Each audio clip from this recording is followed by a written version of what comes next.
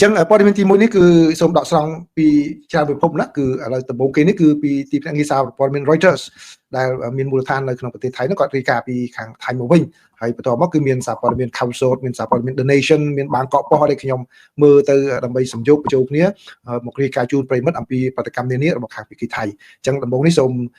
បកប្រែជូននៅសេចក្តីរាយការណ៍របស់ទីភ្នាក់ងារសារព័ត៌មាន Reuters តើគាត់រាយការណ៍យ៉ាងម៉េចបាទ Reuters គាត់រាយការណ៍ថាប្រទេសថៃនិងកម្ពុជាបានចាប់ផ្ដើមដកអាវុធធុនធ្ងន់និងធ្វើប្រតិបត្តិការដោះមានតាមបណ្ដោយព្រំដែនដែលមានចំនួនរបស់ពួកគេដែលជាផ្នែកមួយនៃជំហានដើម្បីបន្ថយភាពតានតឹងបន្ទាប់ពីការចុះហត្ថលេខាលើបទច្បាញ់កាលពីសប្តាហ៍មុននេះបើយោងតាមមន្ត្រីថៃដែលបាននិយាយនៅថ្ងៃច័ន្ទនេះមេដឹកនាំនៃប្រទេសថៃនិងកម្ពុជាបានចុះហត្ថលេខាលើកិច្ចព្រមព្រៀងច្បាញ់ដែលបានពង្រឹងបន្ថែមកាលពីសប្តាហ៍មុននៅទីក្រុងកូឡាឡាំពួរក្រោមវត្តមានរបស់ប្រធានាធិបតីសហរដ្ឋអាមេរិកលោក Donald Trump គឺក្នុងរយៈពេល3ខែបន្ទាប់ពីភាពតានតឹងព្រំដែនរវាងប្រទេសទាំងពីរបានផ្ទុះឡើងទៅជាចំនួនដ៏សាហាវរយៈពេល5ថ្ងៃអ្នកនាំពាក្យរដ្ឋាភិបាលថៃលោកស៊ីរីប៉ុងអង្គការសាគូលគិតបាននិយាយថាប្រទេសថៃនឹងមិនដោះលែងទាហានកម្ពុជាចំនួន18នាក់ដែលខ្លួនបានឃុំខ្លួនក្នុងអំឡុងចំនួនឬបើកច្រកព្រំដែនឡើងវិញទេរហូតដល់ខ្លួនវាតម្លៃថាកម្ពុជាកំពុងគោរពតាមកិច្ចព្រមព្រៀងនេះឧត្តមនាវីឯកសុរវណ្ណគង់សេរីអ្នកនាំពាក្យក្រសួងការពារជាតិថៃបានប្រាប់សន្និសីទសារព័ត៌មានមួយថាប្រតិបត្តិការដោះមានតាមបណ្ដោយព្រំដែនបានចាប់ផ្ដើមហើយដោយប្រទេសថៃបានស្នើឲ្យដោះមានចេញពីដីនៅក្នុងតំបន់ចំនួន13និងកម្ពុជាស្នើឲ្យដោះនៅក្នុងតំបន់តែមួយនៅថ្ងៃសុក្រប្រទេសទាំងពីរបាននិយាយនៅក្នុងសេចក្តីថ្លែងការណ៍រួមមួយថាពួកគេបានព្រមព្រៀងគ្នាដកអាវុធធុនធ្ងន់ចេញពីព្រំដែនជា3ដំណាក់កាលដោយចាប់ផ្ដើមជាមួយនឹងការដកចេញនៅប្រព័ន្ធរ៉ុកែតបន្ទាប់មកកាំភ្លើងធំនិងរថក្រោះនិងរថពីរដែកផ្សេងទៀតនៅថ្ងៃសៅរ៍ក្រសួងការពារជាតិកម្ពុជាបាននិយាយថាដំណាក់កាលដំបូងនៃការដកកងទ័ពត្រូវបានគ្រោងនឹងចំណាយពេល3សប្តាហ៍ចាប់ពីថ្ងៃទី1ខែវិច្ឆិកាលោកស៊ូរ៉ាសាន់បានមានប្រសាសន៍នៅថ្ងៃច័ន្ទថាយើងរំពឹងថាការដកអាវុធធុនធ្ងន់នឹងត្រូវបញ្ចប់នៅចុងឆ្នាំនេះលោកបានមានប្រសាសន៍ថាប្រទេសទាំងពីរក៏បានបង្កើនកិច្ចខិតខំប្រឹងប្រែងរួមគ្នាដើម្បីប្រយុទ្ធប្រឆាំងនឹងឧក្រិដ្ឋកម្មតាមអ៊ីនធឺណិតតាមឆ្លងដែននិងកំពុងធ្វើការលើកិច្ចខិតខំប្រឹងប្រែងកំណត់ព្រំដែនរួមគ្នាជាបន្ទាន់នៅតំបន់ព្រំដែនដែលមានចំនួនសង្គ្រាមរយៈពេល5ថ្ងៃក្នុងខែកក្កដាបានសម្លាប់មនុស្សយ៉ាងហោចណាស់48នាក់និងបានធ្វើឲ្យមនុស្សរាប់ម៉ឺននាក់ត្រូវបានផ្លាស់ទីលំនៅបណ្ដោះអាសន្ននៅសងខាងដែលជាការប្រយុទ្ធគ្នាដ៏អាក្រក់បំផុតរវាងប្រទេសទាំងពីរក្នុងរយៈពេលជាច្រើនទសវត្សរ៍បទជបាញ់ដំបូងដែលបានសម្របសម្រួលនៅប្រទេសម៉ាឡេស៊ីដោយមានការចូលរួមពីសហរដ្ឋអាមេរិកត្រូវបានចុះហត្ថលេខានៅថ្ងៃទី28ខែកក្កដាបាទនេះគឺខាងសារព័ត៌មានទីភ្នាក់ងារសារព័ត៌មាន Reuters បានរាយការណ៍ហើយបន្តទៀតនេះគឺខ្ញុំសូមដកស្រង់ពីខាងកាសែត Council បាទហើយនឹងកាសែតបាងកកប៉ុស្តិ៍បញ្ចូលគ្នាតែម្ដងគឺកាសែតនេះបានឲ្យដឹងថាបើដោយយោងតាមអ្នកនាំពាក្យរបស់កងទ័ពគឺបានស្នើឲ្យប្រជាពលរដ្ឋថៃនឹងកុំបារម្ភណានៅក្នុងការដកអាវុធធុនធ្ងន់ដែលចេញពីតំបន់ព្រំដែននេះពីព្រោះអីគឺបើសិនជាមានស្ថានភាពប្រែប្រួលយ៉ាងម៉េចគឺពួកគេអាចនឹងដឹកជញ្ជូនទៅកាន់តំបន់ព្រំដែនទាន់ពេលវេលាប្រសិនបើមានការប្រែប្រួលណាបាទគឺខាងទាហានថៃបានឲ្យដឹងថាគឺនៅថ្ងៃទី3ខែវិច្ឆិកាឆ្នាំ2025នេះគឺនៅទីបញ្ជាការកងយុទ្ធកងទ័ពភូមិន្ទថៃគឺបាទភូមិន្ទបាទកងទ័ពភូមិន្ទថៃគឺឧត្តមសេនីយ៍ឯកវិនថៃសូរាវីអ្នកនាំពាក្យយោធាថៃនោះបានបញ្ជាក់ពីការបារម្ភមួយចំនួនរបស់សាធារណជនទាក់ទងនឹងការដកអាវុធត្រឡប់ទៅមូលដ្ឋានវិញនៅខេត្តលុបបូរីបាទដែលនៅឆ្ងាយពីតំបន់ព្រំដែនលោកបានបញ្ជាក់ថាកងទ័ពអាចដឹកត្រឡប់អាវុធត្រឡប់ទៅតំបន់ព្រំដែនវិញទាន់ពេលវេលាប្រសិនបើបញ្ហាកើតឡើងជាមួយនឹងកម្ពុជាដែលមិនគោរពកិច្ចព្រមព្រៀងដកអាវុធនោះទាក់ទងនឹងរបាយការណ៍ព័ត៌មានថាភាគីកម្ពុជាបានរារាំងក្រុមសង្កេតការអាស៊ានមិនឲ្យសង្កេតមើលការបោះសម្អាតមីននៅតំបន់ច្រកសមុទ្រតាគូខេត្តបូរីរ៉ុមអ្នកនាំពាក្យកងទ័ពថៃបាននិយាយថាការត្រួតពិនិត្យបានរកឃើញថាមជ្ឈមណ្ឌលសកម្មភាពមីនថៃកំពុងបន្តទៅមុខតាមផែនការរបស់ពួកគេបើទោះបីជាកម្ពុជានៅតែរងចាំបញ្ជាពីអង្គភាពជាន់ខ្ពស់របស់ខ្លួនក៏ដោយពីថ្នាក់លើរបស់ខ្លួនក៏ដោយហើយនៅថ្ងៃទី30ខែតុលាខណៈដែលភាគីថៃកំពុងផ្ទៀងផ្ទាត់ចំការមីននៅតំបន់ព្រំដែនថៃដោយប្រើខ្សែប្រតិបត្តិការដែលយោងលើផែនទីមាត្រដ្ឋានមួយលើ50ពាន់នោះទាហានកម្ពុជាគឺឃើញមាននៅក្នុងតំបន់ប្រតិបត្តិការនេះដូច្នេះហើយគេក៏រៀបចំកិច្ចប្រជុំមួយដើម្បីឲ្យមានការយោគយល់គ្នាទៅវិញទៅមកបាទលទ្ធផលនៃការចរចាគឺកម្ពុជាបានស្នើសុំឲ្យភាគីថៃធ្វើការផ្ទៀងផ្ទាត់តែនៅក្នុងតំបន់ថៃតែប៉ុណ្ណោះដោយយោងទៅលើផ្លូវល្បាតដើមហើយដោយបានស្នើមិនឲ្យមានការកែប្រែតំបន់នៅស្ថានភាពនៅក្នុងតំបន់នោះដូចជាការដំឡើងលក់បន្លានោះទេបាទកម្ពុជាបានស្នើថៃក៏ព្រមតាមប៉ុន្តែការឈូសឆាយកាត់តម្រឹមឬក៏នៅក្នុងតំបន់នោះគឺជាការមួយអាចទទួលយកបានមិនជាបញ្ហាអ្វីទេនេះបើតាមកាសែតខៅសូថៃរាយការណ៍ណាដែលដកស្រង់ពីប្រភពយោធាថៃលើកពីនេះភាគីកម្ពុជាបានជួលដំណឹងថា ខ្លួនមិនអាចចាប់ដើមទៀងទាត់មាននៅខាងខ្លួននៅឡើយដោយសារខ្លួនរងចាំបញ្ជាពីថ្នាក់លើរបស់ខ្លួនសិនបន្ទាប់ពីការចរចាភាគីថៃបានបន្តផ្ទៀងផ្ទាត់ចំការមានតាមផែនការនៅក្នុងទឹកដីតំបន់របស់ថៃតែប៉ុណ្ណោះដោយទាហានកម្ពុជាបន្តនៅសង្កេតជាបន្តបន្ទាប់រហូតដល់ពេលសកម្មកម្មបញ្ចប់នៅថ្ងៃនោះបាទជាសរុបមកវិញគឺកាលពីថ្ងៃទី30ខែតុលានោះគឺមានការប្រកែកគ្នាខ្លះដែរប៉ុន្តែទីបំផុតទៅគឺភាគីថៃមិនបានធ្វើអ្វីឲ្យលើសពីអ្វីដែលនៅក្នុងទឹកដីរបស់ខ្លួនទេហើយកម្ពុជានៅបន្តមើលជារៀងរហូតមកបាទកន្លែងនេះហើយដែលខ្ញុំសូមជម្រាបជូនប្រិយមិត្តឃើញពេលខ្លះគឺគេបង្ហោះរូបមកគឺឈូឆាយហ្នឹងបាទហើយឃើញមានសារព័ត៌មានឬក៏មិនថាសារព័ត៌មានមានអ្នកធ្វើអត្ថាធិប្បាយមួយចំនួនគាត់ថាថៃជួដីខ្មែរជួអីហ្នឹងបាទគឺប៉ុន្តែឥឡូវនេះគឺខាងភាគីថៃគាត់បានបំភ្លឺមកវិញហើយគឺកម្ពុជាបានទៅខាត់មិនឲ្យចូលទេដូច្នេះថៃធ្វើបានតែនៅខាងទឹកដីដែលកំណត់ច្បាស់ថាជាទឹកដីរបស់ថៃតែប៉ុណ្ណោះបាទហ្នឹងណាបាទនេះគឺជាសេចក្តីរាយការណ៍របស់សារព័ត៌មានខៅសូតហើយនឹងបាកកប៉ុស្តិ៍របស់ថៃដោយឡែកសារព័ត៌មានរបស់ Nation របស់ថៃវិញបានបញ្ជាក់បន្ថែមថាបាទទៅលើជ្រុងមួយទៀតគឺរដ្ឋាភិបាលថៃបានបង្កើតគណៈកម្មាធិការមួយដើម្បីតាមដានថាតើប្រទេសថៃនិងកម្ពុជាកំពុងគោរពតាមសេចក្តីប្រកាសរួមដែលបានព្រមព្រៀងគ្នានៅថ្ងៃទី26ខែតុលានៅប្រទេសម៉ាឡេស៊ីដែលមានមេដឹកនាំសហរដ្ឋអាមេរិកលោក Donald Trump ជាសាក្សីដែរឬទេនេះបើយោងតាមអ្នកនាំពាក្យរដ្ឋាភិបាលលោកសេរីផុងអង្គការសាគុលគៀតបានថ្លែងនៅថ្ងៃច័ន្ទនេះបាទលោកសេរីផុងក៏បាននិយាយផងដែរថារដ្ឋាភិបាលថៃមិនមានគម្រោងបើកច្រកព្រំដែនឡើងវិញនាពេលអនាគតដ៏ខ្លីខាងមុខនេះទេដោយឡែកលោកឧត្តមសេនីយ៍ឯកសុរសានអ្នកនាំពាក្យក្រសួងការពារជាតិថៃវិញបាននិយាយថាការពិភាក្សាដែលកំពុងបន្តមានគឺមានគោលបំណងស្ដារស្ថានភាពឡើងវិញតាមបណ្ដោយព្រំដែនដោយសុវត្ថិភាពនិងស្ថិរភាពដោយយកបញ្ហាសុវត្ថិភាពប្រជាជនជាបញ្ហាអាទិភាពទោះជាយ៉ាងណាក៏ដោយលោកសុរសានបានបញ្ជាក់ថាកងទ័ពថៃនឹងនៅតែស្ថិតនៅក្នុងទីតាំងដើម្បីការពារអធិបតេយ្យភាពជាតិរបស់ខ្លួនលោកបានបន្ថែមថាក្រុមអ្នកសង្កេតការអាស៊ាននឹងតាមដានដំណើរការដកថយអាវុធរវាងភាគីទាំងសងខាងនិងរាយការណ៍ទៅកាន់បញ្ជាការដ្ឋានជាតិរៀងៗខ្លួនហើយលោកបានបន្ថែមទៀតថាប្រសិនបើមានបញ្ហាណាមួយកើតឡើងទាំងប្រទេសថៃឬប្រទេសកម្ពុជាអាចជួយដំណឹងដល់ AOT ឲ្យមានការដាក់សម្ពាធការទូតបាទអញ្ចឹងគឺមានការទូតណាការទូតដែលជាសម្ពាធមួយដែលអាចនឹងដាក់បានដែលប្រិមិត្តក្នុងពេលកន្លងមកបានសួរថាប្រសិនបើថៃមិនគោរពតាមតើធ្វើយ៉ាងណាគឺបានន័យថា AOT គាត់បានមានឥទ្ធិពលមួយគឺរាយការណ៍ទៅគេថាខ្សែបណ្ដាញរបស់គាត់ឲ្យដាក់សម្ពាធទៅលើផ្នែកការទូតវិញបាទអាចនឹងឡើងទៅដល់រដ្ឋមន្ត្រីការពារជាតិទៅដល់នាយករដ្ឋមន្ត្រីជាបន្តបន្ទាប់ទៅបាទលោក Benjamin Sukan Chanity ដែលជាអគ្គនាយកនៃនាយកដ្ឋានសន្ធិសញ្ញានិងកិច្ចការច្បាប់វិញបាទនេះទៅលើកិច្ចការច្បាប់វិញហើយបានមានប្រសាសន៍ថាក្រុម JBC គឺក្រុមគណៈកម្មការព្រំដែនចម្រុះឬក៏ព្រំដែនរួមនេះនឹងប្រើបច្ចេកវិទ្យារូបភាពតាមអាកាស LiDAR ដើម្បីពន្លឿនការស្ទង់មតិនិងការបោះបង្គោលព្រំដែនបណ្ដោះអាសន្នបាទតម្រុយព្រំដែនបណ្ដោះអាសន្នរវាងបង្គោលលេខ42និង47នៅតំបន់ភូមិនងច័ន្ទនិងភូមិនងចាកែវដែលនៅខាងភាគីថៃដោយសារនេះជាសេចក្តីរាយការណ៍របស់សារព័ត៌មានថៃអញ្ចឹងគឺនឹងបោះតម្រុយបណ្ដោះអាសន្នទេខ្មែរហៅតម្រុយណាបច្ចុប្បន្នប្រទេសកម្ពុជាកំពុងបញ្ចប់គោលការណ៍ណែនាំបច្ចេកទេសរបស់ខ្លួនខណៈដែលប្រទេសថៃបានដាក់ជូនសេចក្តីព្រាងរបស់ខ្លួនរួចហើយរំពឹងថានឹងមានការឆ្លើយតបនៅថ្ងៃទី14ខែវិច្ឆិកាខាងមុខនេះប្រតិបត្តិការនៅនឹងកន្លែងត្រូវគ្រោងនឹងចាប់ផ្ដើមនៅថ្ងៃទី17ខែវិច្ឆិកាអញ្ចឹងចាំថ្ងៃ17ណាចាំស្ដាប់មេស៊ីសងនៅពេលហ្នឹងគឺទៅលើការងារវាស់វែងខណ្ឌសីមាដែនគោករបស់គណៈកម្មការ JBC លោកបានសង្កត់ធ្ងន់ថាព្រំដែនបណ្ដោះអាសន្នបង្គោលសំទោសបង្គោលព្រំដែនបណ្ដោះអាសន្នឬក៏តម្រុយបង្គោលនឹងបណ្ដោះអាសន្នគឺបំរើគោលបំណងស្ទង់វាស់វែងតែប៉ុណ្ណោះបាទគាត់វាស់វែងតែប៉ុណ្ណោះហើយមិនប៉ះពាល់ទៅដល់សិទ្ធិលើទឹកដីរបស់ប្រទេសណាមួយក្រោមច្បាប់អន្តរជាតិនោះឡើយភាគីទាំងពីរក៏បានព្រមព្រៀងគ្នាធ្វើរៀបចំកិច្ចប្រជុំ JBC បន្ទាប់នៅដើមខែមករាឆ្នាំ2026ដើម្បីពិនិត្យវឌ្ឍនភាពនិងកំណត់យន្តការគ្រប់គ្រងដីធ្លីសមស្របសម្រាប់សហគមន៍នៅក្នុងតំបន់បាទអញ្ចឹងគឺចំណុចដែលឲ្យច្បាស់គឺមានការជូនដំណឹងគ្នាទៅវិញទៅមកអំពីផែនការដែលនឹងធ្វើណាបាទទី1ទី2គឺនឹងមានការបោះបង្គោលនោះគឺតម្រុយគេថាតម្រុយបណ្ដោះអាសន្នបង្គោលព្រំដែនបណ្ដោះអាសន្នប៉ុន្តែមិនមានន័យថាបោះកន្លែងហ្នឹងគឺជាកន្លែងព្រំដែននៅឡើយទេគឺគ្រាន់តែជាការមួយដើម្បីយកមកពិភាក្សាគ្នាបាទដោយផ្អែកទៅលើច្បាប់អន្តរជាតិផែនទីអន្តរជាតិដែលមានស្រាប់នេះគឺថៃនិយាយចឹងដោយខ្លួនឯងហើយបានមានការប្រជុំនៅដើមខែមករាទៀតដើម្បីពិនិត្យមើលវឌ្ឍនភាពនឹងយ៉ាងម៉េចបាទហើយដែលក្នុងពេលកន្លងមកដែលខាងនាយករដ្ឋមន្ត្រីរបស់ថៃបាននិយាយនឹងតាមខ្ញុំសូមបកពុំបញ្ចក់បន្ថែមណានាយករដ្ឋមន្ត្រីថៃបន្ថែមថាបើសិនជាដី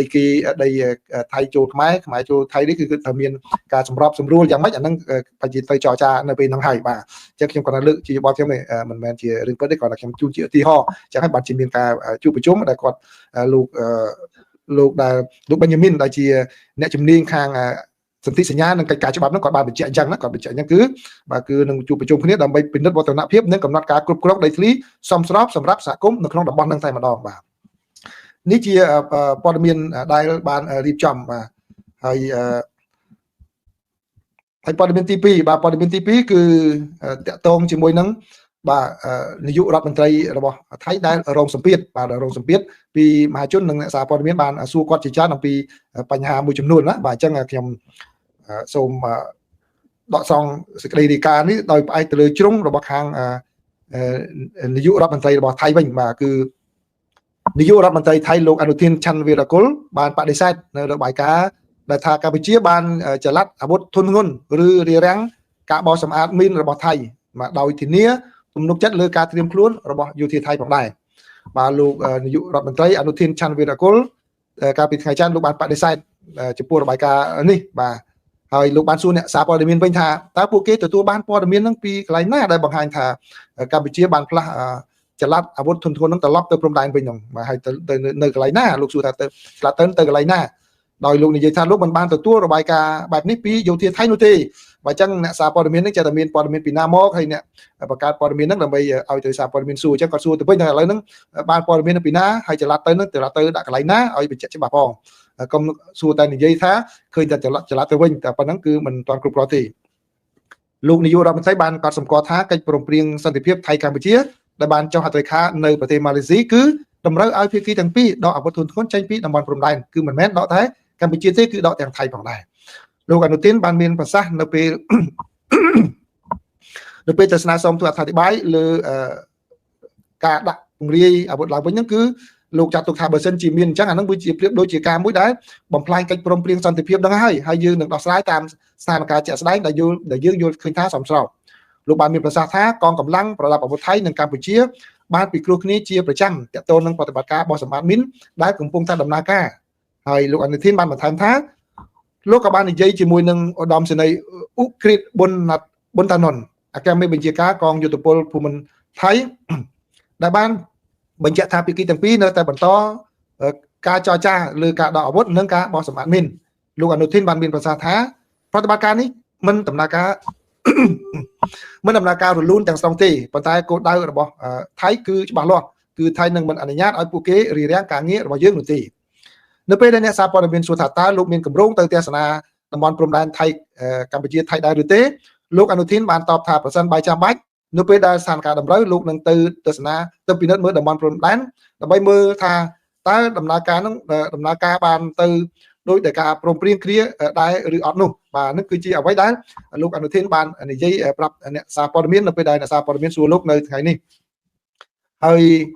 ដោយឆ្លើយតបទៅនឹងការព្រួយបារម្ភរបស់សាធារណជនថៃថាយោធាថៃប្រហែលជាមិនអាចដាក់អាវុធ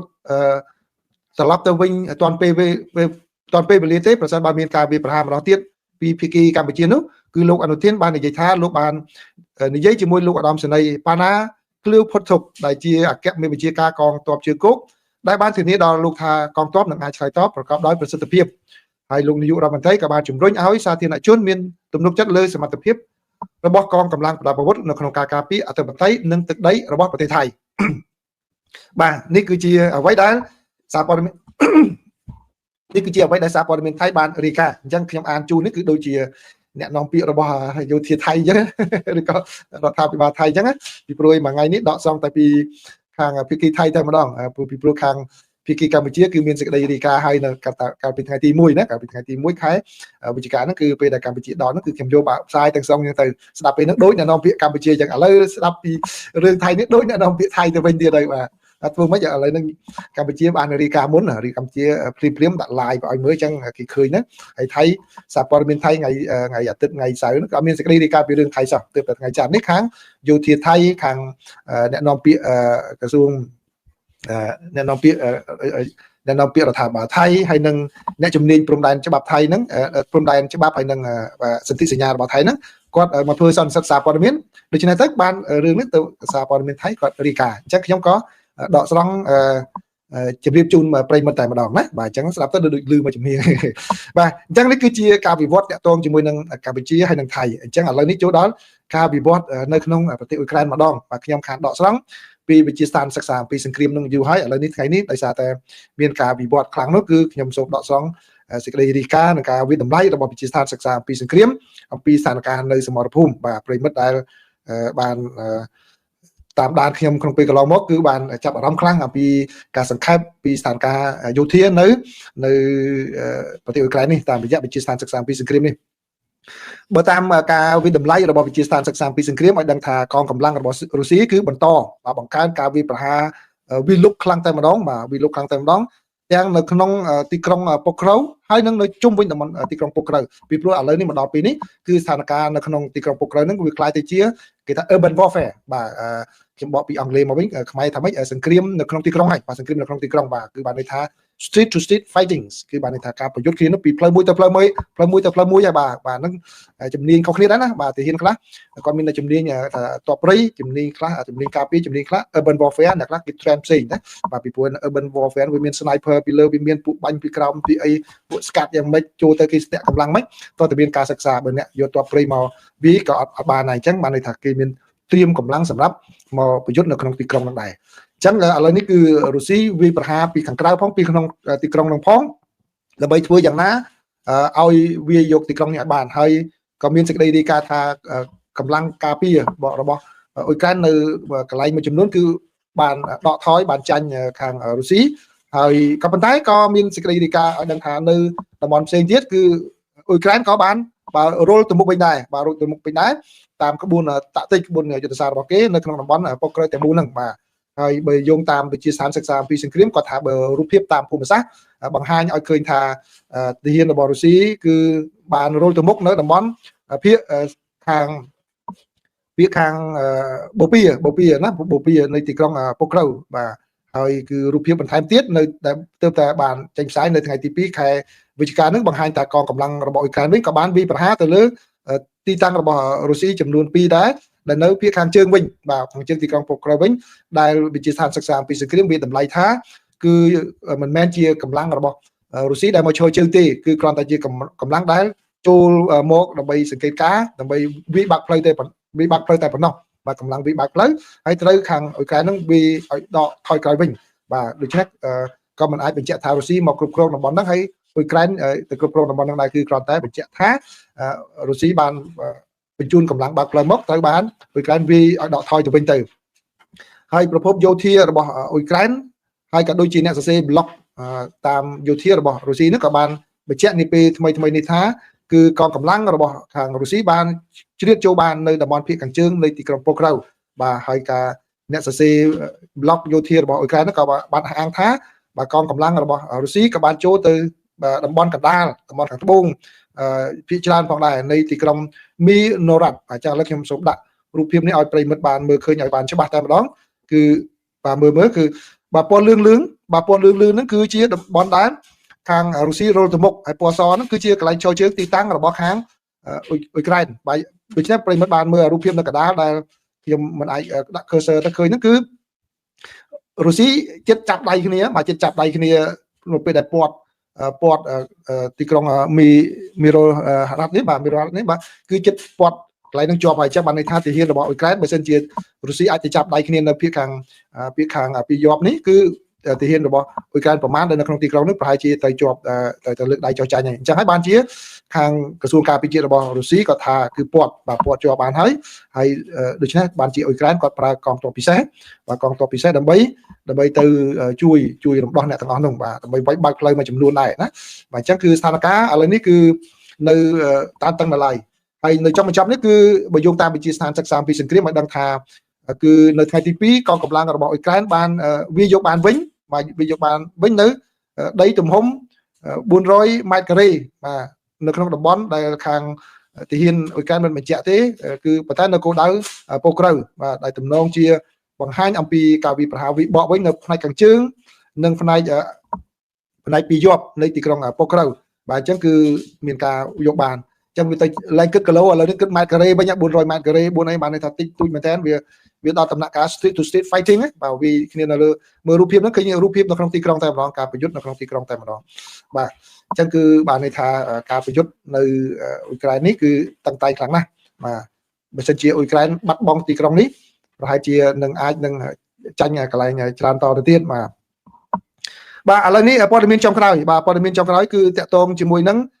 ដំណើរទស្សនកិច្ចរបស់លោករដ្ឋមន្ត្រីក្រសួងការពារជាតិរបស់សហរដ្ឋអាមេរិកទៅប្រទេសវៀតណាមឥឡូវនៅតាមសេចក្តីរាយការណ៍របស់ខាង The Times នេះគឺ New York Times នេះគឺលោករដ្ឋមន្ត្រីក្រសួងការពារជាតិរបស់ខាងសហរដ្ឋអាមេរិកលោក Pete Hegseth លោកបានបញ្ចប់ដំណើរទស្សនកិច្ចរយៈពេល2ថ្ងៃទៅប្រទេសវៀតណាមនៅថ្ងៃច័ន្ទនេះហើយដែលជាដំណើរទស្សនកិច្ចមួយដើម្បីធានាទៅដល់វៀតណាមអំពីការចងសម្ព័ន្ធភាពរវាងយោធាទាំងពីរក្នុងគណៈពេលដែលវៀតណាមនៅមានការប្រុងប្រយ័ត្នអំពីការចូលរួមពាក់ព័ន្ធរបស់សហរដ្ឋអាមេរិកជាពិសេសបាទនៅក្នុងពេលដែលរបួសនៃសង្គ្រាមនៅមិនទាន់បានផ្សះផ្សាគ្នាឲ្យល្អនៅឡើយបើតាមសេចក្តីរាយការណ៍នេះឲ្យដឹងថាលោករដ្ឋមន្ត្រីក្រសួងការពារជាតិក៏បាននិយាយថាសហរដ្ឋអាមេរិកគឺបានបញ្ញានៅក្នុងការផ្ដល់មូលនិធិបន្ថែមទៀតទៅដល់វៀតណាមគឺដែលមានតម្លៃចំនួន$130 លានដើម្បីបោសសម្អាតសារធាតុពុលដែលបង្កឡើងដោយសង្គ្រាមនៅក្នុងប្រទេសវៀតណាមកាលពី50ឆ្នាំមុននោះដែលជាពិសេសគឺថា Agent Orange សារធាតុពុលពណ៌លឿងដែលនៅតែមានផលប៉ះពាល់ទៅលើប្រជាពលរដ្ឋវៀតណាមមួយចំនួនដែលជាពិសេសអ្នកដែលកើតមកដែលប៉ះពាល់ដោយសារធាតុនេះគឺមានរាងកាយមិនល្អតែខ្លះមាត់ឆាប់អ្នកខ្លះដៃជើងមានពិការភាពជាដើមបាទហើយឥឡូវនេះគឺខាងវៀតណាមហើយនិងសហរដ្ឋអាមេរិកនេះក៏នឹងសហការគ្នាដើម្បីតាមស្វែងរកអតិថិរបស់យោធាវៀតណាមយោធាសហរដ្ឋអាមេរិកដែលបានពលីជីវិតនៅក្នុងសមរភូមិនោះផងដែរហើយគឺសម្រាប់កិច្ចសហប្រតិបត្តិការបន្តទៀតនេះគឺជាការបដិញ្ញាចិត្តរបស់សហរដ្ឋអាមេរិកពីព្រោះក្នុង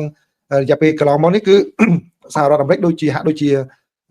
ក្រមរដ្ឋបាលរបស់លោកប្រធានាធិបតី Donald Trump ហាក់ដូចជាបញ្ជូនសញ្ញាមួយនៅមិនច្បាស់លាស់គឺដោយសារតែមានការកាត់បន្ថយជំនួយអន្តរជាតិការលុបចោលនៅទីភ្នាក់ងារ USAID ដែលធ្វើការងារខាងជំនួយអន្តរជាតិអីជាដើមហើយមានការកាត់បន្ថយបុគ្គលិករដ្ឋាភិបាលសហព័ន្ធនេះធ្វើឲ្យវៀតណាមក៏មានការព្រួយបារម្ភចំពោះគម្រោងរួមគ្នាមួយចំនួនដែលធ្វើជាមួយនឹងសហរដ្ឋអាមេរិកហើយទន្ទឹមនឹងនោះគឺសហរដ្ឋអាមេរិកនៅក្រមរដ្ឋបាលលោកតាមក៏ដាក់ពន្ធគយដាក់អីជាច្រើនប្រទេសវៀតណាមហ្នឹងមកដល់ពេលនេះគឺការចរចាពន្ធគយហ្នឹងគឺមិនទាន់បានចុះជាកិច្ចព្រមព្រៀងអីជាផ្លូវការនៅឡើយទេនៅតែបន្តចរចាទៅលើបញ្ហាមួយចំនួនអញ្ចឹងដូច្នេះដំណើរទស្សនកិច្ចរបស់លោក Hegseth នេះបាទគឺជាការមួយហាក់ដូចជាបាទធានាចំពោះការព្រួយបារម្ភនានាដែលវៀតណាមមានដោយលោកសង្កត់ធ្ងន់ថាគឺទាំងសហរដ្ឋអាមេរិកហើយនិងវៀតណាមគឺយើងធ្វើយ៉ាងណាដើម្បីដោះស្រាយមរតកដែលបន្សល់ពីសង្គ្រាមនេះដើម្បីជាអតិភិបមួយជាមូលដ្ឋានគ្រឹះធ្វើយ៉ាងណាឲ្យមិត្តភាពរវាងប្រទេសទាំងពីរនេះកាន់តែមានភាពរឹងមាំឡើងថែមទៀតបាទនេះហើយនៅក្នុងកាយវិការមួយដែលគួរឲ្យកត់សម្គាល់ផងដែរគឺលោករដ្ឋមន្ត្រីក្រសួងការពារជាតិរបស់សហរដ្ឋអាមេរិកគឺបានប្រគល់ទៅឲ្យរដ្ឋមន្ត្រីក្រសួងការពារជាតិវៀតណាមនៅកាំបិតមួយខ្សែក្រវ៉ាត់មួយហើយនឹងប្រអប់ស្បែកមួយដែលទាហានរបស់អាមេរិកបានយកមកពីប្រទេសវៀតណាមបាទដែលយកបានពីត្រង់សេមួយនៅក្នុងទីក្រុងដាណាងនៅក្នុងឆ្នាំ1968បាទប្រគល់ទៅឲ្យវៀតណាមវិញក្នុងជាកាយវិការមនុស្សធម៌កាយវិការសុចន្ទៈមួយផងដែរបាទនេះគឺជាព័ត៌មានដែលតាក់ទងជាមួយនឹងប្រទេសវៀតណាមជាមួយនឹងសហរដ្ឋអាមេរិកបាទអញ្ចឹងសូមអរគុណប្រិយមិត្តដែលនៅក្នុងប្រទេសកម្ពុជានៅតាមដានស្ដាប់ទាំងយប់ណាបាទស្ដាប់ទាំងយប់អញ្ចឹងបញ្ចប់តែប៉ុណ្ណេះពេលល្ងាចបាទពេលល្ងាចចាំឆ្លើយសំណួរបាទឆ្លើយសំណួរអញ្ចឹងសម្រាប់អ្នកដែលចង់ដឹងព័ត៌មានគឺចាប់តែប៉ុណ្ណេះបាទប៉ុន្តែអ្នកនៅខាងក្រៅបងសេរីគុណបាទបងសេរីគុណបងសួរសំណួរពីរឿងកម្ពុជាក្រោមលោកតេជគុណកឹមចុកតឹងហ្នឹងគឺខ្ញុំទៅមើល comment បងចុងក្រោយមួយទៀតគឺបងបាននិយាយថាបងជាអ្នកនៅក្នុងហេតុការណ៍ហ្នឹងណាធ្លាប់បួសដែរការពិតហៅលោកបងមិនត្រូវណាធ្លាប់បួសអញ្ចឹងបាទហៅលោកបងផងគឺchắcខ្ញុំមិនបាច់និយាយពីរឿងសាច់រឿងហ្នឹងទេបាទខ្ញុំស្ដាប់សំណួរបងបានច្បាស់ទៅបាទបងចង់ដឹងថាហេតុអ្វីបានជាអាមេរិកដឹងរឿងហ្នឹងច្បាស់ម្ល៉េះលះមិនអញ្ចឹងណាបាទគឺខ្ញុំមិនអាចឆ្លើយខ្ញុំដឹងប៉ុន្តែខ្ញុំមិនអាចឆ្លើយជូនបងទាំងអស់បានទេបាទខ្ញុំប៉ុន្តែខ្ញុំអាចនិយាយបានចេះបងខ្ញុំអាចនិយាយបានចេះគឺអាមេរិកក៏មានយន្តការក៏ធ្វើការព័ត៌មាននៅក្នុងយកព័ត៌មានហ្នឹងលះបាទនៅពេលនោះមានផ្នែកមួយដែលតកតនឹងកិច្ចការហ្នឹងបាទខ្ញុំមិនអាចនិយាយអស់ហ្នឹងណាបាទមានផ្នែកមួយដែលធ្វើកិច្ចការហ្នឹងហើយអ្នកដែលធ្លាប់ធ្វើកិច្ចការហ្នឹងក៏ធ្លាប់មកធ្វើនៅជាមួយខ្ញុំហើយគាត់បានចូលនិវត្តន៍បាទដែរណាអញ្ចឹងឥឡូវនេះផ្នែកហ្នឹងគឺទៅបានរំលាយគេមានកិច្ចការថ្មីអីផ្សេងទៀតខ្ញុំគាត់និយាយថាមានក្រុមផ្សេងទៀតគេធ្វើកិច្ចការអញ្ចឹងដែរបាទអញ្ចឹងបាទគឺយើងមានប្រភពបាទនៅខាងសហរដ្ឋអាមេរិកគឺមានប្រភពដែលអាចនឹងយកព័ត៌មាននឹងបានរហ័ស បងណាបាទអញ្ចឹងបានខ្ញុំនិយាយដោយមិនចំតែប៉ុន្តែដោយសារបងសួរសំណួរនេះហើយខ្ញុំក៏និយាយហើយខ្ញុំតែនិយាយហើយនិយាយទៀតប្រិមិត្តដែលមាន Facebook ការសរសេរហ្នឹងត្រូវប្រយ័ត្នប្រយែងបន្តិចបាទប្រយ័ត្នប្រយែងបន្តិចបាទខ្ញុំគាត់និយាយអាចនិយាយបានតែប៉ុណ្្នឹងទេពាក្យណាមិនចម្រើនដល់ខ្លួនយើងគួរប្រយ័ត្នក្នុងការសរសេរបាទកុំបានតែមាន account មួយបាទខ្ញុំចង់និយាយដល់នោះទៀតបាទគឺបាទមានបងបាទមានប្រភពរបស់ខាងយើងបានយកការយកព័ត៌មានហ្នឹងគឺបានដឹងច្បាស់អញ្ចឹងបងណាបាទអញ្ចឹងហើយដូចបងនៅក្នុងហេតុការណ៍ហ្នឹងមកដឹងខ្លួនឯងគឺព័ត៌មានហ្នឹងគឺច្បាស់តែម្ដងហើយរហ័សទៀតច្បាស់ហើយរហ័សទៀតណាបាទអញ្ចឹងអរគុណបងបាទបងមានសំណួរអីគេបងបាទឆ្នាំ2003ខ្ញុំប្រទេសនៅអង្គការសហជីវជាតិលោកកំសែងដាក់នៅខាងមុខជាបងគេតែនិយាយភាសាខ្ញុំសូមសរសើរខ្ញុំបកប្រែមួយបាទបាទសំឡេងអង់គ្លេសហើយនិយាយខ្មែរហ្នឹងដោយសារចេះទេដោយសារតែទី1រឿងដែលខ្ញុំយកមកអានហ្នឹងគឺខ្ញុំដឹងរឿងហ្នឹងសាច់រឿងខ្ញុំដឹងអស់ហើយមកខ្ញុំចាំតែម្ដងអញ្ចឹងណាទី2មុននឹងមកអានហ្នឹងខ្ញុំក៏អានមុនដែរហើយទី3គោលការណ៍នៃការចែករំលែកនេះគឺមិនមែនជាការបកប្រែទេគេហៅថា adaptation ហ្នឹងគឺយើងសម្របសូម្បីតែនៅ VOA ពេលដែលយើងផ្សាយហ្នឹងក៏ adapt ដែរបងអត់មានយកបកប្រែ word by word ទេយើង adaptation សម្របសម្រួលនៃឲ្យវាស្រួលយល់អញ្ចឹងហើយបើដូច្នេះខ្ញុំនិយាយទាំងស្រុងចេះក៏បានដែរក៏ត្រូវក្នុងអត្ថបទដែរអញ្ចឹងបានពេលដែលខ្ញុំធ្វើកម្មវិធីមុនពេល VA បិទហ្នឹងគឺរឿងeditor speaks គឺសម្រាប់ព័ត៌មានប្រចាំថ្ងៃហ្នឹងសម្រាប់ព័ត៌មានប្រចាំថ្ងៃហ្នឹងខ្ញុំមានអត្ថបទជាភាសាអង់គ្លេសហ្នឹងខ្ញុំឲ្យសាការីម្នាក់ចាំផ្ទៀងផ្ទាត់អ្នកកាមេរ៉ាម៉ាន់ខ្ញុំសម្រាប់ផ្ទៀងផ្ទាត់ហើយខ្ញុំនិយាយយកតែម្ដងបាទនិយាយយកតែម្ដងដោយអត់ទាំងមើលអង់គ្លេសហ្នឹងទៀតបាទខ្ញុំនិយាយយកតែម្ដងប៉ុន្តែឲ្យគាត់ផ្ទៀងខ្ញុំឲ្យគាត់ផ្ទៀងតែលើពីព្រោះជួនកាលពេលនិយាយពេលនឹកឃើញទៅវាអត់តាមលំដាប់ដោយ script ទេដូចអត្ថបទទេឲ្យគាត់ផ្ទៀងអាហ្នឹងតែខ្ញុំនិយាយមុខក្រោយគ្នាតិចតួចហ្នឹងតែខ្លឹមសាររួមក្តោបទាំងអស់ឬទេឲ្យគាត់មើលអាហ្នឹងទី2ខ្ញុំឲ្យគាត់ផ្ទៀងតួលេខជួនកាលតួលេខពេលដែលខ្ញុំនៅក្នុងអត្ថបទហ្នឹងតួលេខច្រើនពេកខ្ញុំចាំអត់អស់ខ្ញុំអាចនិយាយច្រឡំតួលេខដូចរាល់ថ្ងៃហ្នឹងពេលខ្លះខ្ញុំអានព័ត៌មានហ្នឹងព័ត៌មានទី3ការព័ត៌មានទី4នេះណាខ្ញុំច្រឡំមាត់ពេកអញ្ចឹងហើយអត់ដឹងខ្លួនទេអញ្ចឹងឲ្យគាត់ជួយផ្ទៀងផ្ទាត់តួលេខហ្នឹងដើម្បីវាឲ្យសក្រិតបើកាលណាតួលេខហ្នឹងវាខុសខ្ញុំតែនិយាយនឹងឡើងវិញដែរបាទវាអញ្ចឹងណាបងណាបាទអញ្ចឹងសម្រាប់ជូនប្រិមិត្តក៏អញ្ចឹងដែរបាទហ្នឹងគឺប៉ុណ្ណឹងបាទប៉ុណ្ណឹងណាបាទអរគុណបងបាទអរគុណបងច្រើនណាស់តែនេះបាទឲ្យតម្លៃបាទប៉ាដាគាត់ថាប្រហែលមិនមែន400ម៉ែត្រការ៉េនោះទេតូចខ្លាំងណាស់20 × 20បាទតូចខ្លាំងណាស់ប៉ាដា400ម៉ែត្រការ៉េបាទ square meters ពីព្រោះឥឡូវនេះសង្គ្រាមនេះចូលដល់ក្នុងដំណាក់កាលទីក្រុងហើយទីក្រុង block by block ហើយបាទគឺ10ម៉ែត្រ20ម៉ែត្រពីគ្នាហើយមើលរូបភាពដែលខ្ញុំឲ្យមើលនេះគឺសង្គ្រាមនៅក្នុងទីក្រុងតែម្ដងបាទលែងគីឡូឥឡូវនេះឃើញទេមក building to building street by street មកវាយគ្នានៅពុកក្រៅហ្នឹងគឺ street by street មកនោះចូលមក10ម៉ែត្រដកថយទៅវិញ5ម៉ែត្រមកគឺពេលនេះលែងកភ្លើងផ្លោមប្រើបានហើយកភ្លើងដៃហើយអញ្ចឹងបានខ្ញុំនិយាយនៅក្នុងពេលហ្នឹងគឺ urban warfare ហ្នឹងគឺអ្នកដែលគេ train ជំនាញហ្នឹងហើយគេ train ជំនាញហ្នឹងអាវុធក៏គេពិសេសសម្រាប់ប្រយុទ្ធនៅក្នុងទីក្រុងហ្នឹងដែរពីព្រោះកភ្លើងផ្លោមឡើងបានហើយកភ្លើងផ្លោមជួយឡើងបានហើយពេលហ្នឹងបាទពីព្រោះវាចូលដល់គៀកគ្នាហើយប្រយុទ្ធខ្លាំងមែនតើបាទទៅសួរខ្ញុំសួរទាហានខ្មែរយើងជំនាន់រុនណុលជំនាន់វៀតណាមអីគាត់មកគាត់និយាយប្រាប់ខ្ញុំមិនដឹងពិតប៉ុណ្ណាណាគាត់ថាចុងក្រោយមែនតើអស់ក្របនឹងធ្វើអីហ៎អាបាយណែតហ្នឹងដកមកចាក់គ្នាយុទ្ធជនក្លាហានគឺសិទ្ធិដល់ថ្នាក់ហ្នឹងសុខចិត្តមិនបោះបង់ចោលគឺសុខចិត្តស្លាប់ដោយចាក់គ្នាទៅវិញទៅមកគាត់និយាយដល់ថ្នាក់ហ្នឹងខ្ញុំដឹងថាគាត់និយាយនឹងពិតប៉ុណ្ណាទេបើតែគាត់និយាយប្រាប់ខ្ញុំប៉ុន្តែគាត់ថាយើងមើលដល់ពេលហ្នឹងហើយចឹងបើយើងសួរទាហានចាស់ទាហានចាស់បាទខ្ញុំរឿងតាក់ទងមួយទាហានមួយខ្ញុំអត់ហ៊ាននិយាយលេខប្រេះផ្ដាស់ហ្មងយើងគោរពវីរភាពរបស់គាត់ណាមិនដូចអ្នកខ្លះបាទខ្ញុំមិនចង់និយាយប៉ះយករឿងរបស់គាត់មកនិយាយចំអកលក់លើយនៅក្នុងពេលជាមួយសៀមខ្មែរជួបគ្នាហ្នឹងជាការប្រមាថទៅដល់វីរភាពរបស់គាត់ឡើងហើយយើងនិយាយថាយើងគោរពការពារគាត់ឯណាហ្នឹងខុសពេលខ្លះនិយាយខុសហើយជាការប្រមាថទៅដល់វីរភាពរបស់ពួកគាត់ហ្នឹងអ្នកអត់ដែលមានរបស់នឹងប្រើអត់ដឹងថាទាហានប៉ូលីសគាត់ស្រឡាញ់ camaraderie មិត្តភាពរបស់គាត់នឹងខ្លាំងប៉ុណ្ណាទេមិត្តភាពគាត់ខុសពីមិត្តភាពយើងអ្នកជនស៊ីវិលនឹងធម្មតាបាទពីព្រោះអីខ្ញុំស្ដាប់ទាហាននឹងខ្ញុំស្ដាប់ទាហានដែលអាមេរិកគាត់និយាយប្រាប់ខ្ញុំពីព្រោះគាត់ថាជីវិតគាត់ពឹងលើសក្តិរបស់គាត់សមមិត្តរួមអាវុធរបស់គាត់នឹងតែម្ដងបាទពីព្រោះគាត់ចូលទៅមុខត្រូវអ្នកនេះបាញ់ការពារគាត់ ដើម្បីនេះបាទម្នាក់គឺពឹងជីវិតទៅលើគ្នាទៅវិញទៅមកចឹងហើយបានពួកនឹងសឹងតែស្រឡាញ់គ្នាជាងបងប្អូនប្រកាសទៅទៀតបាទជាបងប្អូនប្រុសប្រកាសហ្នឹងគឺគាត់ស្រឡាញ់គ្នាគោរពគ្នាគាត់នៅជាងនឹងទៀតបាទចឹងហើយបានរឿងហ្នឹងមួយខ្ញុំតែនិយាយឲ្យនិយាយទៀតប្រាប់ប្រិមិត្តថារឿងតាក់ទងប៉ះពាល់នឹងទាហានកុំយកទៅបកស្រាយនិយាយខុសឲ្យសោះមិនស្រួលទេជាការប្រមាថផងជាការមួយប៉ះពាល់ទៅដល់កិច្ចការរបស់គេនឹងផងខ្ញុំនិយាយតាំងពីដើមមុនពេលដែលខ្ញុំនិយាយតាំងសូម្បីតែនៅជាមួយនឹងរឿងពុយក្រែងដែលខ្ញុំចែករំលែកលើមុនខ្ញុំតែរំលឹកប្រិមិត្តនឹងដោយសារខ្ញុំសម្ភាសអតីតយុទ្ធជនហើយយុទ្ធជនច្រើនណាស់ហើយគាត់និយាយចេញមកបានយើងមកនឹងថាសម្ភាសយូរទៅចង់ប៉ះអារម្មណ៍យើងដែរណាយើងឃើញអារម្មណ៍គាត់និយាយមកត្រង់រហូតដល់ខ្ញុំនិយាយមួយដល់លោកម្នាក់គាត់ធ្លាប់នៅប្រយុទ្ធនៅសង្គ្រាមវៀតណាមគាត់ថាគាត់ទៅធ្វើការនៅប៉ុស្តិ៍ជាង10ឆ្នាំគាត់និយាយណាទេគាត់និយាយធម្មតាពីព្រោះគាត់អត់ទុកចិត្តទេគាត់ថាគាត់ share ចែករំលែករឿងតែសួរតែអ្នកហ្នឹងទៅអតីតទាហានដូចគ្នាបានគាត់ហ៊ាននិយាយរឿងកិច្ចការអីខ្លះជាមួយគេពីហ្នឹងគាត់និយាយធម្មតាមកបាទតែគាត់មានបញ្ហាអីនៅក្នុងខ្លួននេះយើងមិនបានដឹងដែរគាត់ថាក្រោយមកប្រហែលឆ្នាំមកបាទ20ឆ្នាំគាត់អាចបាន open up ខ្លះបាននិយាយបាទអញ្ចឹងបាទនេះគឺមានតែប៉ុណ្្នឹងបើប៉ុណ្្នឹងទេអញ្ចឹងយើងជួបគ្នានៅក្នុងកម្មវិធីបច្ចុប្បន្នភាពអាមេរិកបន្តទៀតពេលហ្នឹងអាចនឹងមានសំណួរចម្លើយចែករំលែកចំណេះដឹងច្រើនពីពួកខ្ញុំដឹងថានៅប្រទេសកម្ពុជាយប់ជ្រៅហើយបាទសូមអរគុណសូមជម្រាបលាបាទ